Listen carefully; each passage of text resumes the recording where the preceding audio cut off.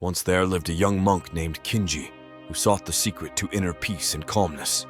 He traveled far and wide, seeking wisdom from renowned masters and scholars, but still, his mind remained restless. One day, as Kinji wandered through a lush forest, he stumbled upon an old hermit meditating beneath a towering oak tree. The hermit emanated an aura of tranquility that captivated Kinji's attention. "Excuse me, wise one," Kinji said. "I've traveled far in search of inner peace, yet I find myself still restless. Can you teach me the path to true calmness?" The hermit smiled softly and gestured for Kinji to sit beside him.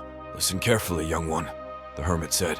"Imagine your mind as a clear pond, and every thought that passes through it as a ripple. To find calmness, you must learn to let those ripples settle." Kinji furrowed his brow in confusion.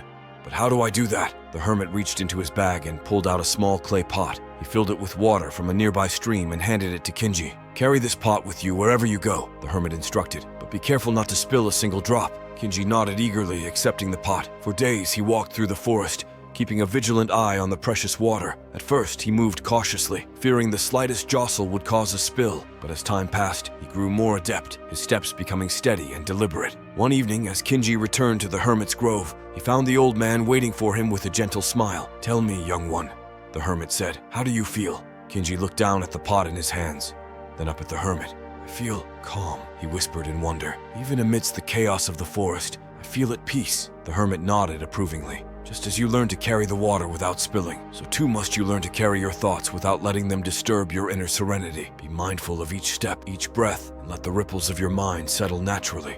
With those words, the hermit rose to his feet and disappeared into the forest, leaving Kinji alone with his newfound understanding. From that day forth, Kinji carried the wisdom of the hermit in his heart, knowing that true calmness lay not in the absence of thoughts, but in the mastery of one's mind.